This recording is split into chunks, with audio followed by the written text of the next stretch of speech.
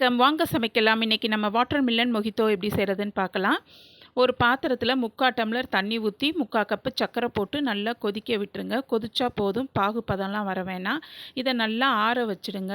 Stove off பண்ணிவிட்டு இப்போ ஒரு டம்ளரில் குட்டி குட்டியாக கட் பண்ணி வச்சுருக்க தர்பூசணி துண்டு ஒரு 10 துண்டு போட்டுக்கோங்க.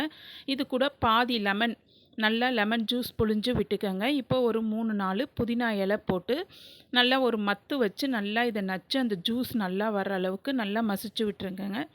இது மசித்த உடனே இப்போது நம்ம இது கூட சுகர் சிரப்பை எடுத்து வச்சுருந்தோம் இல்லையா, அது உங்களுக்கு ஸ்வீட் எந்த அளவுக்கு தேவையோ அந்த அளவுக்கு ஊற்றிட்டு ஒரு 4-5 ஐஸ் டியூப் போட்டு நல்லா டம்ளர் ஃபுல்லாக ஆகிற அளவுக்கு சோடா ஊற்றி நல்லா ஸ்பூன் வச்சு அடித்து கலந்து விட்டிங்கன்னா வாட்டர் மில்லன் மொஹிட்டோ ரெடி.